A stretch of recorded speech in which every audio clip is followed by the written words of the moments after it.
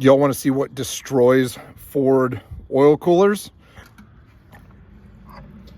Look at all of that. All of that. Just that will clog your oil cooler. What is up, fam? All right, so back here with the 250 6.0.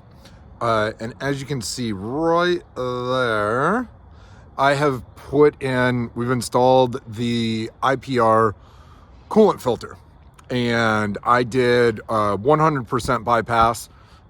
So right, the coming straight out of, is it out of the water pump? Yeah, coming straight out of the water pump. We ran that line that would go directly to the heater core. Now it goes to the filter, and then from the filter into the heater core, and then from the heater core out, and it splits over to the other side and to the overflow tank. So my the oil filter, sorry. My oil filter has been a little bit clogged up. So I got this to try, and I'm on my second oil cooler, and I don't want to pull it yet. We are going to see if the IPR coolant filter will save my oil cooler. So what we're going to do is, this is the first time I did not flush it before I put the filter on, because I had to go on a very short trip, maybe an hour away, and I needed to get it done like the night before, and I did not have time to flush it and then put the coolant filter on. So the coolant filter got put on, and I made that hour trip, and my temps actually did not go above, so I think I was at I hovered around 212. I was at 209 for a while, and then it was around 212, 215, which is not bad for me. I was hitting like 220, so we're trying to keep it. And that's with the water temp at like 190 to 195. So what I'm going to do today is I'm going to flush the coolant. I'm going to flush the oil cooler. We're going to clean that filter out. We're going to see what's inside that filter. So this will be the first time that I've cleaned that filter out, and we're going to see what's in it. Hopefully it caught some stuff that would end up going into the oil cooler. So we're going to flush this. We'll clean that filter out, see what's in it, and then I'll do another video in like a month, and then we'll do it again. We'll flush it, and we'll see if it grabs any more stuff. All right, let's get this coolant drained and get to work.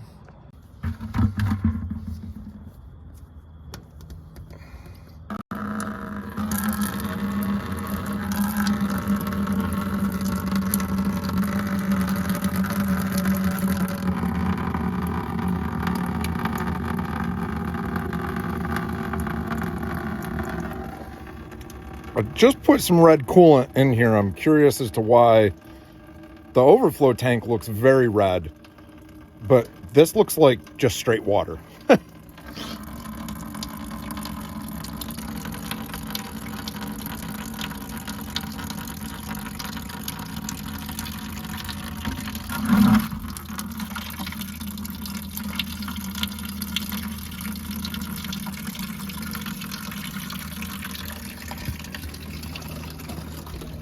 I don't know why, but I always forget to do this, but you gotta take the cap off of the overflow tank.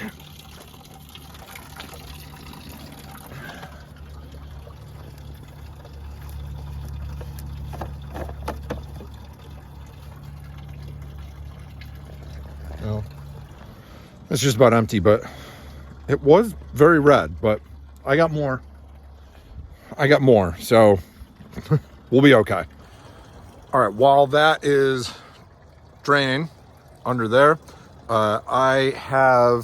So on this truck, I've got a Fix Your 6 flush, coolant flush mount, oil cooler flush mount.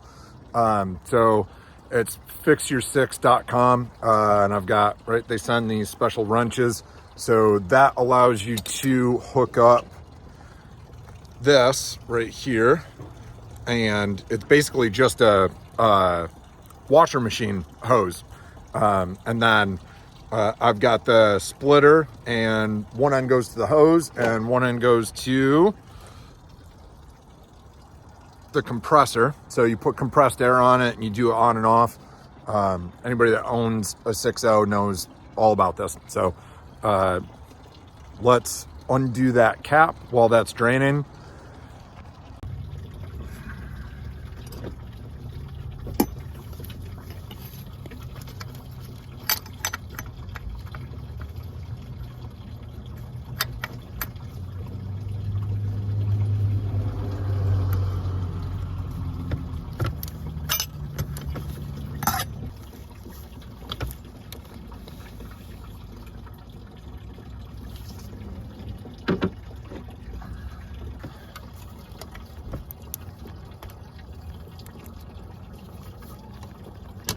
This presses that piece all the way down to the bottom.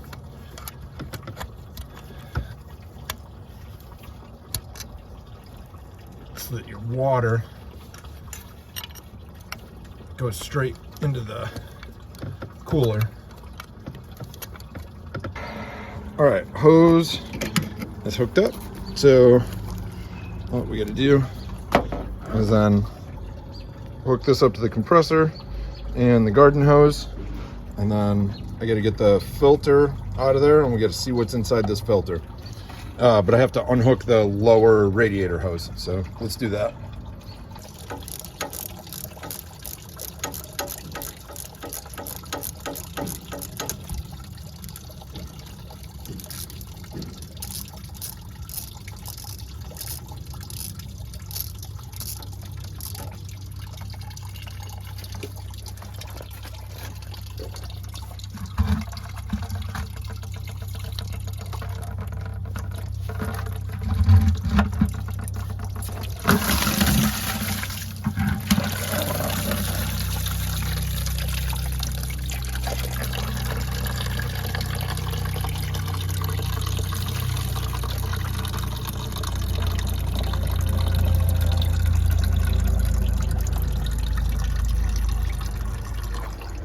All right, so now I'm gonna zip tie that hose down so that it points into the bucket, so that when we run the hose, everything goes into the bucket, and hopefully any solids drop to the bottom and don't float out, so we can see if anything more comes out. And we got to get that filter off.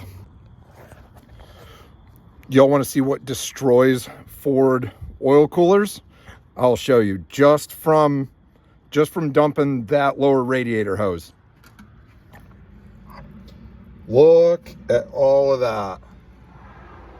All of that. Just that will clog your oil cooler. So let's get this filter off up top and see what's inside of there.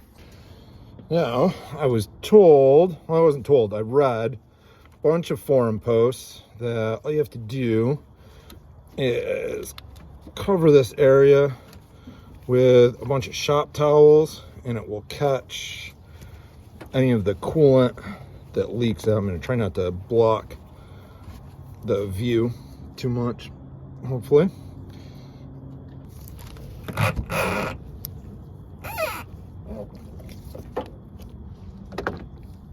All right. Yeah, a little bit of water. It's all going down this way, so move some of these towels over.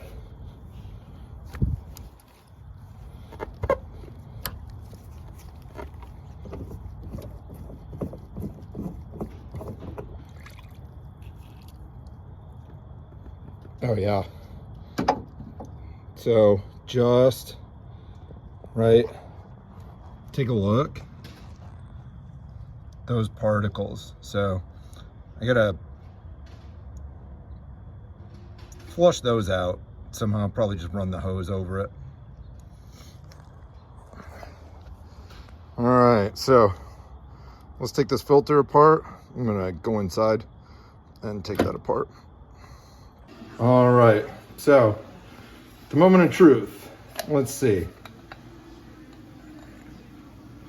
Oh yeah.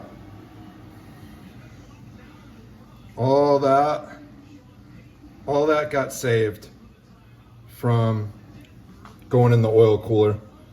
All that, those are all metal because there's a magnet on here. And then I can see some big pieces in this filter. I got a big piece for you. Oh my God. Look at all of that. Good Lord. That right there is what clogs oil coolers. Filter cleaned.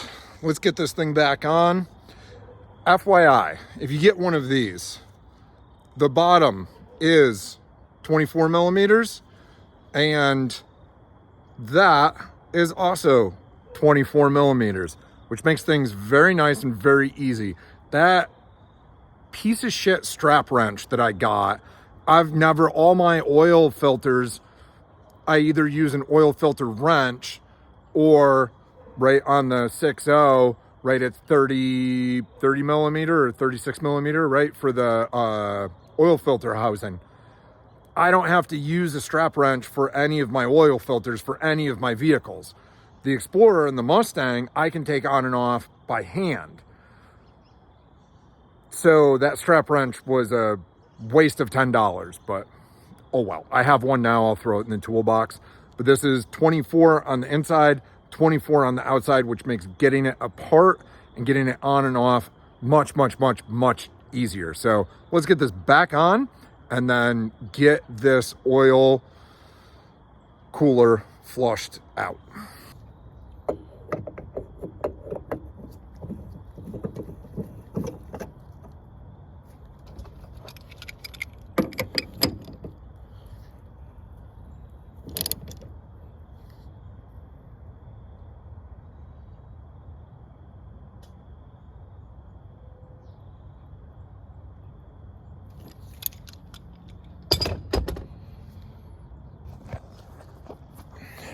Don't over tighten your aluminum products, kids.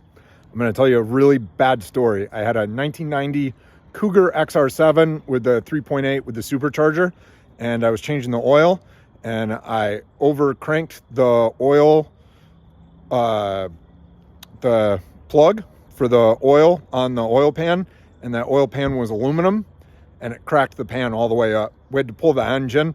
You didn't have to pull the engine all the way out, but we had to lift the engine like 6 inches to get that oil pan out. And that thing leaked oil on my driveway for like 2 years before we fixed it. So don't over tighten your aluminum products. All right, got the hose hooked up. The water is on, and got the air compressor topped off. So both these valves are off. These go to this unit right here from fixyour6.com. No, they did not pay me. I've had the thing forever. All right, let's turn our water on. So water is on and we are coming out. Beautiful. And then we're gonna turn our air on. I'm only putting 40 pounds on that, and we are on. And then all we do is just turn this.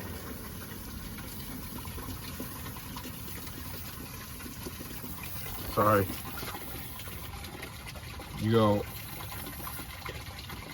on, off, on, off, just a little.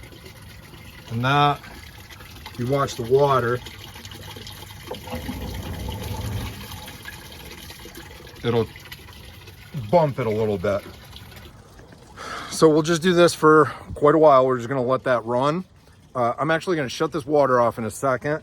The bucket's almost full and we're gonna see what's in there.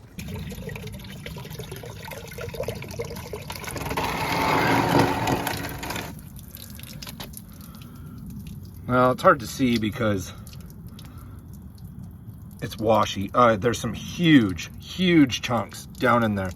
You can see some big chunks over in there and floating in the top. But I bet you there's some massive chunks down in the bottom there. We'll see once I empty this all out. All right, let's turn the water back on.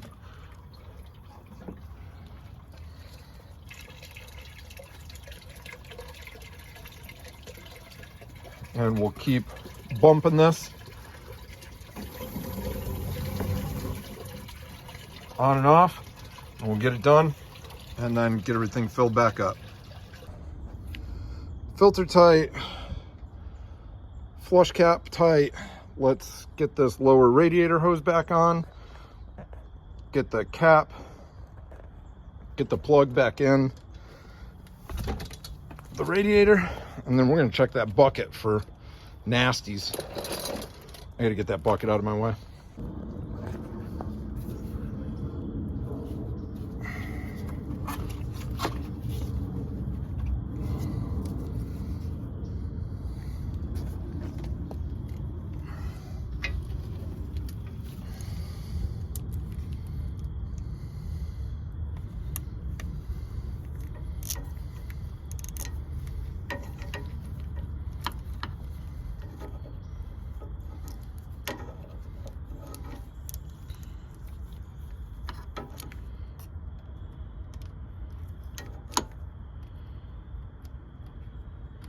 Normally, I use my Milwaukee ratchet drive for this, and I just didn't grab it, like an idiot. There we go.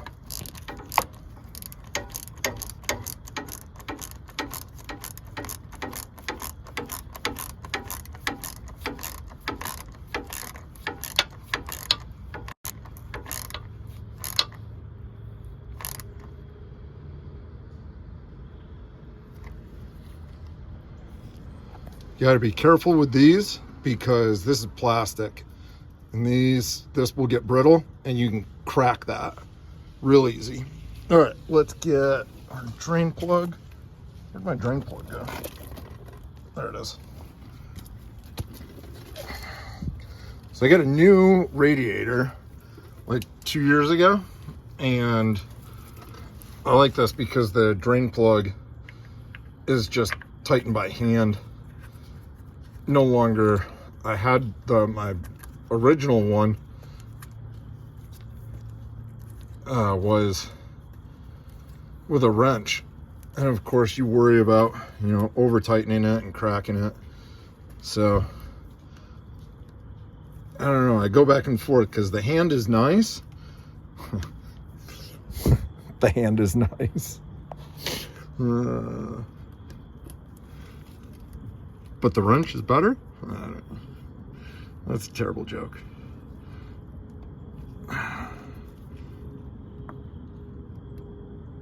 That's it.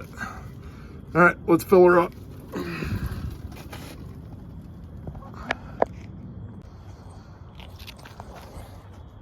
Good Lord, wait till you see the solids down in this bucket.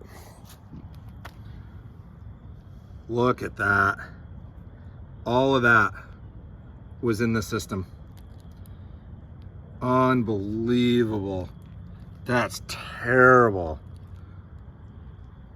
That's so bad. Wow. All right, let's get this filled up and run it.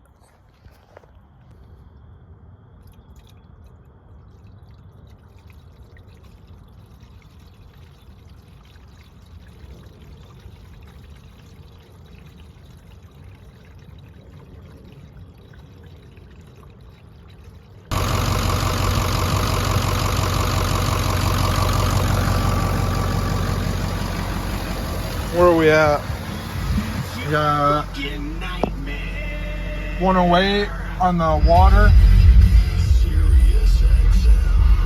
So we'll let that get up to 190. Sorry, I got the stereo cranked up. We'll let that get up to 190 and then make sure all the air is out of the system. We'll double check for leaks, which I'm gonna do right now. And then we'll take her out, run her. Let's get this thing on the highway.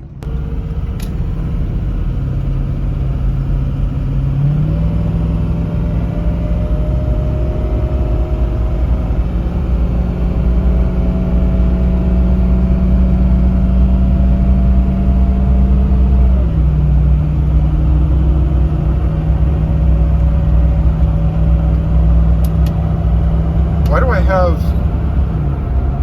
no boost? Why do I have no boost? The good news is the oil temp is beautiful. The bad news is I have no boost. I should be at 15 PSI right now. We got 3.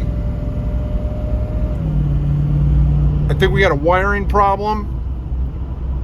Or the IPR, maybe, or the solenoid for the turbo, but I just checked the wiring on it and it looked fine. So something else is wrong. I don't know. If it's not one thing, it's another, right? I fixed one problem, but we got another one now. No clue. All right, let's get it back in the driveway and take a look. I found the issue. You're gonna love this. All right, so check out the hose right here. Yeah, there we go. How about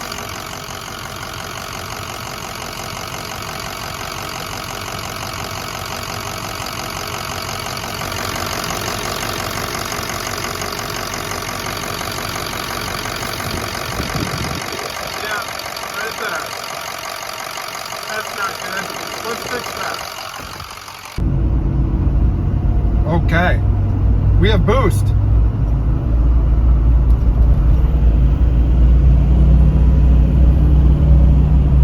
All the boost. All the boost. Give me all the boost. Yeah, we got that fixed. Very simple. Very simple. Very simple.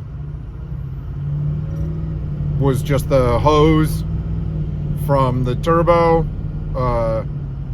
You know, that's your it goes to the boost gauge to the intake to measure the boost, and boost was just blowing out of that hose because the hose wasn't hooked up at all. All right, so let's get back to testing. We're definitely up to temperature. This thing is doing great. The funny part is, because we also blew out the heater core, I barely have the heat on, and it is god-awful hot. I'm dying. So let's get this thing on the highway. Sorry, we're gonna be a little bumpy, but it's just the way it is. Shut that light off. All right, let's see, we're at 195 on oil temp, but the water's low, so. Oh, look at that. Look at all the boost. Look at all the boost. I love it.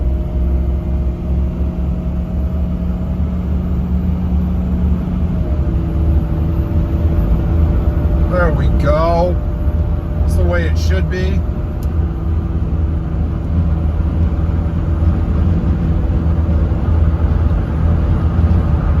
Check that oil temp. Not even 200. We got this thing cranked. We're doing 80. Normally at 80 miles an hour, my oil temp is well. So the real test, I gotta get off, I'm riding this guy's ass. The real test is gonna be when I go up to camp this weekend.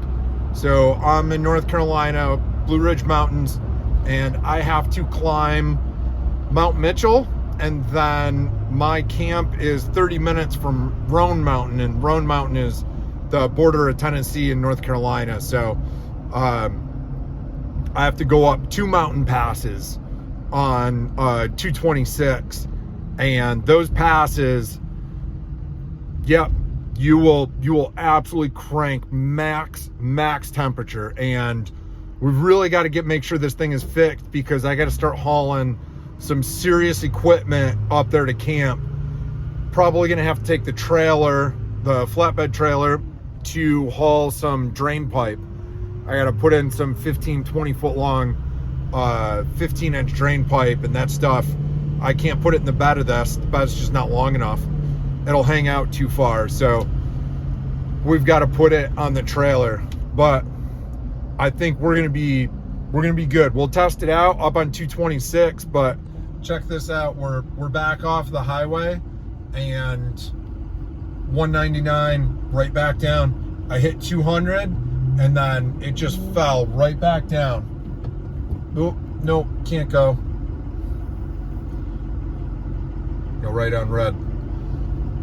So this fell right back down to 199. I was doing 80. We'll see. The test will be, I'll take this up on 40. 40, people fly on 40. And we'll take this out on 40 and see how it cooks. I don't need to do 80 miles an hour. Like 75 is fine for me, but we've got to be able to haul material in this thing. So shout out to IPR for, they didn't pay me. I bought that thing on my own. So this is not like a promotional video. It's just a review, but we're gonna flush that thing out again in a month. We'll see how it rolls up at camp. But there we are, maintaining. I think we did good today. We are in the truck, cruising. We did the oil cooler flush and the IPR coolant filter kit a week ago. So we did the coolant filter kit 3 weeks ago, and I did the flush a week ago. We've been cruising. Like I said before, my commute to work is only 10 miles, so we really can't go off of that. We've got to do, true highway testing. So we are on the highway, and let's check it out. Sorry, we've got a bit of a glare, so I got to get you guys really close. So we're doing 66. I'm on a local highway, so we're not on 40 yet. We're going up to camp, so this is what local highway looks like. And I think the speed limit here is 70. I got somebody in front of me going a little slow, but I'm not trying to pass them yet. But we've been on for 10 minutes, and we're rolling 192, 200, nice and smooth. I would normally be at about 210, 212 right now. So this is good temps right now. We're gonna check it again. I'll get back to you in about half an hour. I'll be up on 40, and we'll be doing 75. And then the real test,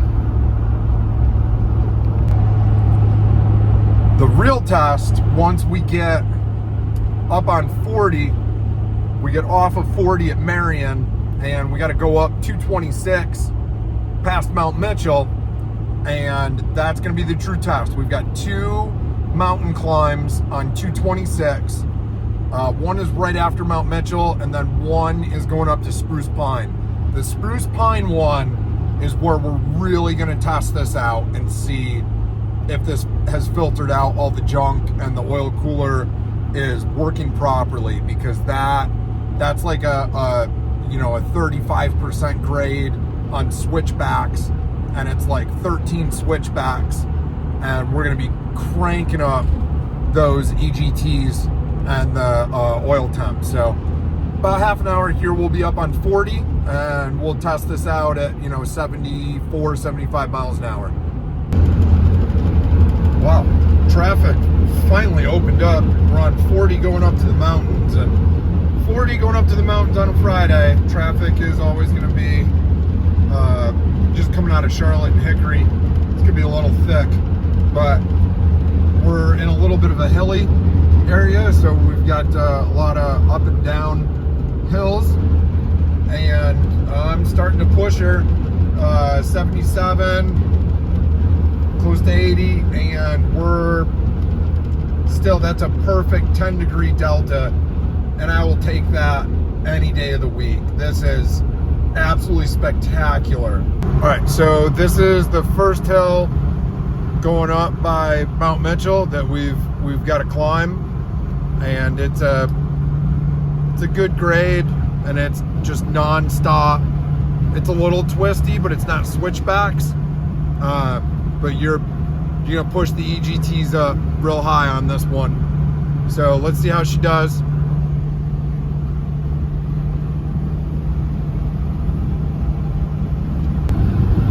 We cranked pretty hard on that, up that hill, and we never went over 205. We're 204.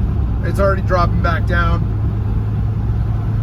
We're below a 10-degree delta, and now we're coming down the backside. So that's pretty damn good. I'm happy. We'll see how this does up the switchbacks, up to Screw Spine, but so far so good.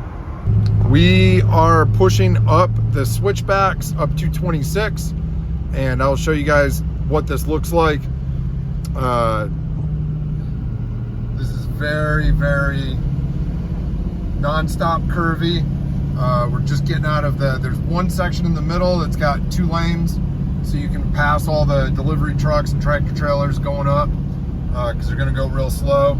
So we're doing about 30, 35 miles an hour, down to 30 now, and we're pushing hard. So here is what we're looking at, and this is a night and day difference. The last time I came up here, I had to crawl up this mountain because I knew that the oil cooler was plugged up on the coolant side, and I knew that the temp was going to skyrocket, and it sure did. The last time I came up here, that temperature went up to about 230, which is the highest I've ever seen it go the whole time I've owned this truck. I've had my truck like 12 years, and it took, it didn't calm down. Like all the way to camp, after that, it was like 220. It only went down like 10 degrees. So, I mean, I've been on this thing all the way up here. Sorry, the sun glare, you're not gonna see anything with that sun glare. So I've been on this all the way up, and we're looking at 212. That's as high as it went. And I mean, I've got one guy in front of me, he's a little slow. I'd be going like 5 miles an hour faster, even in this gigantic thing that can't take corners. But 212, 213, that's the highest we've gone. Back down to 212, and then we're gonna level out here, and we're gonna pass the Blue Ridge Parkway. I'm gonna see if I can get you guys this view up here, because it's a awesome, amazing view. Don't think you can see it, but I tried. So 213, and we're gonna level out here. We'll pass the entrance to Blue Ridge Parkway, literally right here. And we do not have a stop sign. I've seen many people get in accidents here. Go, go, go, go.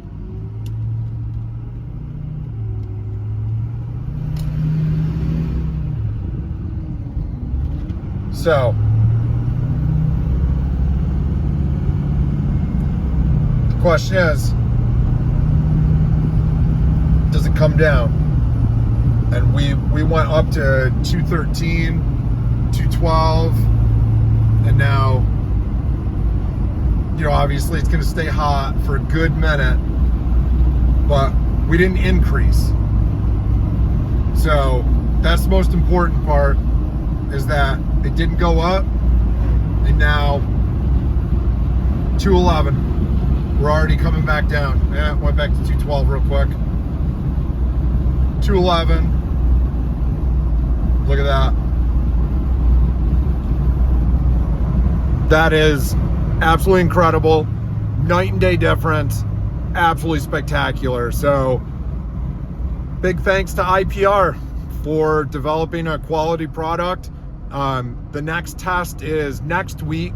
I'm actually going to flush this again just to see what came out of it from this trip. And then our testing is over. I'll flush it again at my next oil change, which won't be for 6 months, because I barely put 60 miles, 70 miles a week on this thing.